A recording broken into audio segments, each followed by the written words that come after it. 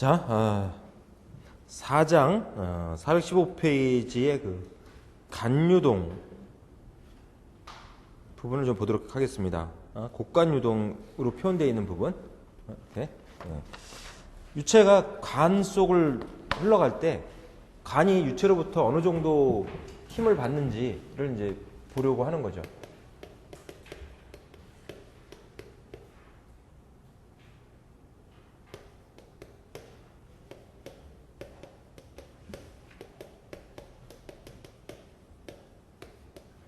간 유동 시 유체로부터 간이 받는 힘, 간 유동 시 유체로부터 받는 힘 이렇게 해서 이제 보겠습니다. 자, 지금 정리하는 내용들은요, 애우는 공식들은 아닙니다. 애울 필요가 없어요. 매번 나오는 것도 아니고, 나왔을 때 정리해서 풀 수 있게끔만 이제 해두시면 돼요. 곡간유동, 곡간유동을 먼저 봅니다. 네? 곡간유동 해결하면 뭐 수평간이라든가 뭐 이런 간들은 해결이 되죠. 해결이 돼요. 이런 이제 곡간을 유체가 흘러 들어와서 빠져나갑니다. 입구 단면으로 흘러 들어오는 유체의 속도는 V1, 유동 단면적은 A1 이렇게 잡습니다. A1. 그리고 압력은 P1. 출구로 빠져나가는 속도, 출구 단면적은 A2, 출구 단면적은 A2 이렇게 놓고 빠져나가는 속도는 V2. 이렇게. 수평축에 대해서 빠져나가는 유체의 각도는 세타로 잡겠습니다. 세타로. 이렇게. 네? 압력은 P2. 들어올 때는 수평으로 유체가 들어와요. 수평으로 유체가 들어오고 빠져나갈 때는 세타의 각을 가지고 빠져나가고 이렇게 해서 이제 검사체적을 1단면, 2단면에서 검사체적을 잡았습니다. 이렇게. 잡아서 유체가 흘러나가는데 유체는 이상 유체로 봅니다. 비점선, 비압선 유체가 흘러가는 거로. 이렇게. 유체가 들어와서 간을 때려요. 간을 때리고 사방으로 흩어지면 뒤에서 흘러 들어오는 유체가 또 때리고 또 빠져나가고 이런 식으로. 간이 유체로부터 받는 힘은 X방향으로 받는 힘이 있고 Y방향으로 받는 힘이 있죠. 이렇게. X방향의 힘과 Y방향의 힘의 성분을 따로따로 구해요. 따로따로 구해서 합성을 해야지 돼요. 합성. 자, F는 루트 X방의 힘의 성분 제곱 플러스 Y방의 힘의 성분의 제곱으로 이렇게 이제 계산을 해주면 되는 거죠. 따로따로 구해서. 수평 성분, 수직 성분을 계산합니다. 이렇게.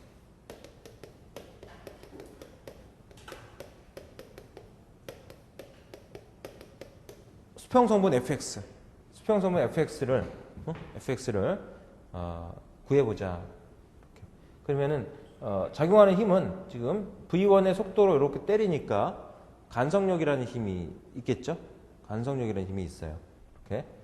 P2는 면에 항상 수직으로 작용하니까 P1 곱하기 A1의 힘이 면의 수직으로 누르겠죠. 이렇게. 출구 단면 쪽에서는 압은 항상 면의 수직으로 누르니까 P2가 이렇게 눌러요. P2. 이렇게 누르고 P2는 수평 성분과 수직 성분으로 이렇게 분해가 되겠죠. 각이 세타가 돼요. 이렇게. 그리고 이제 중력은 중력 굳이 뭐 여기서 유체의 무게는 고려할 필요가 없습니다. 중력이라는 힘의 성분은 Y 방향으로 이제 작용할 거고요. Y 방향에 대해서도 중력까지는 고려하지 않습니다. 유체의 무게까지는 고려하지 않고 순수하게 유체가 유동 시에 간이 유체로부터 받는 힘, 유체가 간에 주는 힘, 간이 유체로부터 받는 힘, 이걸 이제 보려고 하는 거니까. 시그마 fx는 로우 q에 v2x-v1x, x방향의 운동량 보존 방정식을 쓰면 돼. 이렇게. 우변은 대류 가속도에 의한 간속력의 차로 보면 돼요. 그러니까 v2x, v1x는 나가는 방향 쪽에서 흘러 들어오고 흘러나가는 방향 쪽에서 그대로 놓고 방향을 잡아줘야 돼. 그러나 나머지 힘들은 좌변에 들어가니까 좌변에 들어갈 때는 출구 쪽에 힘의 성분들은 유체가 빠져나가는 반대 방향 쪽에서 본 방향을 적용시켜야 돼요. 얘는 적용할 때 일단 왼쪽에 좌변에 들어가는 힘의 성분 시그마 fx를 정리하면 P1 곱하기 A1 플러스죠. P1 곱하기 A1 플러스고 fx 마이너스입니다. 마이너스 fx 그리고 마이너스 이 힘의 성분 마이너스 P2 곱하기 A2의 코사인 세타 이꼴 로우 Q의 V2X는 나가는 방향에서 잡아라. V2X는 플러스 방향이죠. V2X는 V2의 코사인 세타 V2의 코사인 세타 마이너스 V1 이렇게. 그래서 여기서 fx를 정리합니다. fx를 정리하면 넘어와서 p1 곱하기 a1 플러스 로우 q의 v1 값에서 마이너스 p2 곱하기 a2 코사인 세타로 묶어요. 코사인 세타를 묶고 로우 q v2 넘어오니까 마이너스야. 그래서 마이너스로 묶어 놓으니까 플러스 로우 q v2의 코사인 세타 이렇게 정리되죠. 오케이? fx는 입구 단면의 압력에 의한 힘의 성분 P1A1 플러스 간성력 로우 q V1 그 합세서 출구 단면에 작용하는 압력에 의한 힘 플러스 간성력의 차예요. 이렇게 해서 fx 구해서 이 값이 0보다 커야 돼. 이 값이 0보다 커줘야 얘가 유체가 이렇게 밀고 나가는 거죠. 얘를 계산했더니 0보다 작아. 그러면 흐름 방향이 틀려. 흐름 방향하고 안 맞아, 이게. 안 맞아. 그래서 흐름 방향과 맞으려면 1단면에서 이 힘의 합보다는 커야지 됩니다.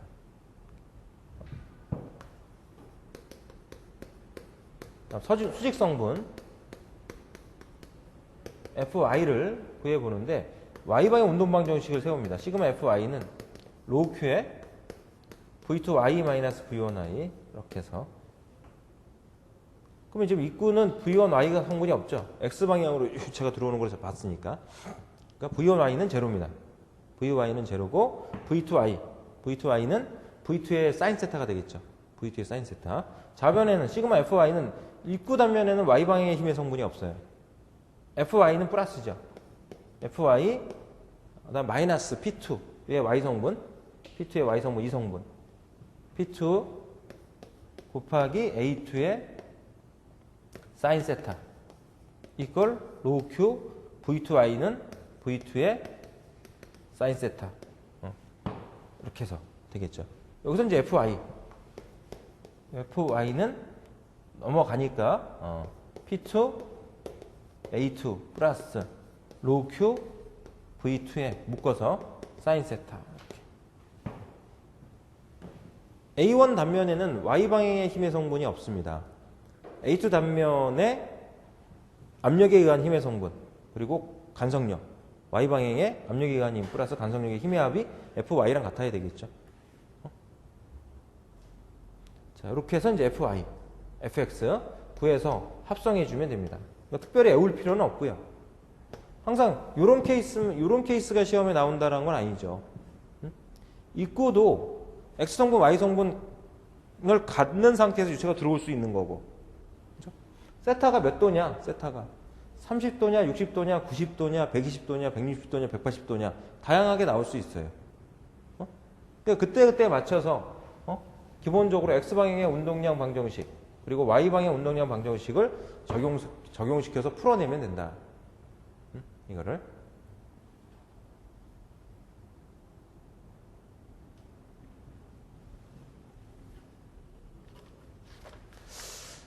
자, 곡간유동은 이와 같이 해서 정리를 해주면은 되겠고요. 뭐 수평간이라든가 점차 축소간이라든가 이런 것들은 다 x방향의 운동방정식으로만 풀어주면 돼요. 수평간 이런 것들 수평간으로 유체가 이렇게 빠져나간다든가 이렇게 단면이 축소가 되는 이런 간이라든가 입구 출구 이렇게 잡아서 이렇게 빠져나간다든가 이런 경우는 다 x방향 운동방정식을 적용시켜서 풀어내면 되는 거죠. 예.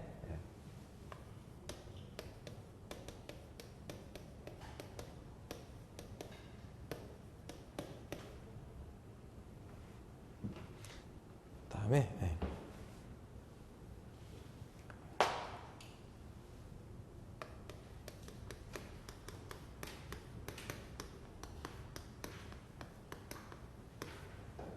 분류가 평판에 작용하는 힘 해서 보겠습니다. 분류가 평판에 작용하는 힘. 분류가 평판에 작용하는 힘에서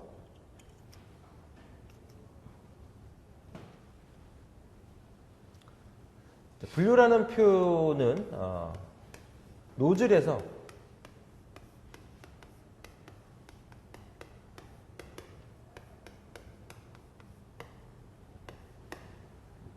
분사된 유체 이렇게 봅니다. 노즐에서 분사된 유체 이렇게 보는데 호스에 이렇게 호스 끝에 노즐을 붙여요. 노즐을 붙여갖고 노즐에서 유체가 이렇게 분쇄가 돼서 나와요. 예? 그걸 이제 분류라고 얘기한 거죠. 분류라고. 그럼 이제 유체가 노즐을 떠나서 나오면 대기 중에 흘러가는 거예요. 대기 중에 흘러가요. 대기 중에 흘러가고 그리고 흘러가면서 어떤 마찰에 대한 저항이 있어서 속도가 줄고 이런 게 아니죠. 분류 속도 V는 일정합니다. 노즐 출구 속도가 분류 속도야. 그리고 분류의 단면적은 노즐 출구 단면적이랑 같아요. 그리고 얘가 가다가 중력에 의해서 밑으로 쭉 휘겠죠. 이거 무시합니다. 그냥 수평으로 쭉 가는 상태에서 우리가 생각을 하는 거예요. 이런 이제 분류가 평판을 때리는 경우에 평판이 유체 분류로부터 어느 정도 힘을 받느냐, 이걸 계산해 보려고 하는 거죠. 즉 이렇게 노즐 출구로 빠져나올 때 어느 정도의 힘으로 유체가 이렇게 나오는 거냐라고 하는 걸 이제 보는 거라고 생각해 볼 수도 있습니다. 이렇게. 네. 자, 요와 같은 힘을 계산하는 데 있어서 운동량 보존 방정식 적용시키는데 그때 기본적으로 적용시키는 가정이 있어요. 가정이 있어. 첫 번째는 대기 중에 흘러가기 때문에 압력은 대기압이에요.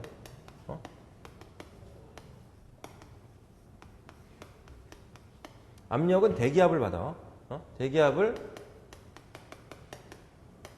받는 상태입니다. 받는 상태. 압력은 대기압을 받는 상태로 압력 수도는 고려할 필요 없죠.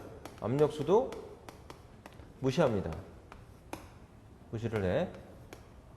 그 다음에 중력을 무시합니다. 즉 위치수도 무시합니다. 위치수도 무시를 해요. 위치수도 무시를 해요. 압력수도 무시하고 위치수도를 무시합니다. 압력수도를 무시한다는 얘기는 압력으로부터 받는 힘 고려할 필요 없겠다는 얘기지. 간유동에서 압력 곱하기 면적해서 취한 그 힘의 성분은 고려할 필요 없다 이런 얘기고. 그다음 중력, 위치수도 무시하니까 이제 중력 고려하지 않겠다. 보면 돼요. 그리고 마찰 무시합니다. 표면을 적시는 금속 고체 표면을 적시는 유체 층에서의 마찰 이런 거 무시하겠다는 얘기죠. 그러면 이제 비점성이다 이렇게 생각할 수 있겠죠. 비점성 유체 흐름으로도 생각할 수 있다. 이렇게 마찰을 무시한 그런 흐름으로 이렇게 보고요. 그러면 베르노이 방정식 적용할 때 압력 수도가 무시되고 위치 수도가 무시되면 속도 수도는 항상 일정합니다. 속도 수도는 항상 일정하다. 이렇게 봐요. 속도 수도가 일정하다는 얘기는 속도차가 생기지 않는다는 거죠. 2지분의 V제곱이 항상 일정하다 이런 얘기니까 V1, V2 이 V는 항상 일정하다. 면적이 변하더라도 면적의 변화라든가 유량의 변화가 있다 하더라도 속도 V는 일정한 거로 이제 가정을 합니다. 이런 이제 가정을 기준으로 해서 분류가 평판에 작용하는 힘을 구해보려고 하는 것이죠. 자, 먼저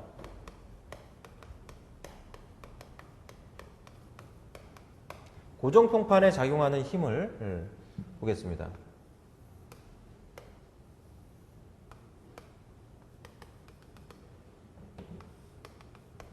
평판을 고정시켜 놓고요. 평판을 고정시켜 놓고 이렇게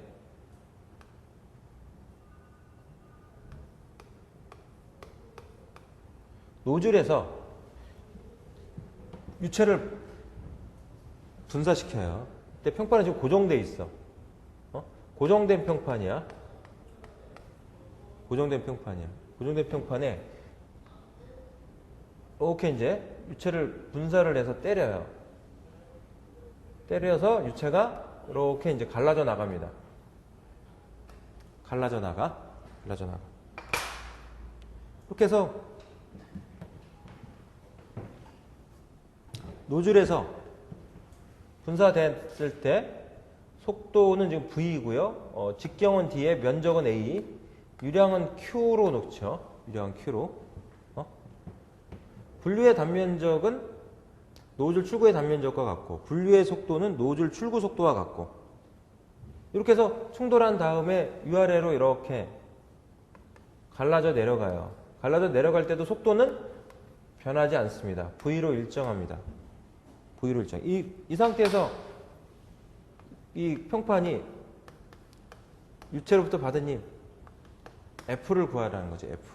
F. 어느 정도 힘을 받았겠느냐. 그러면 이제 검사 최적을 잡아야 돼.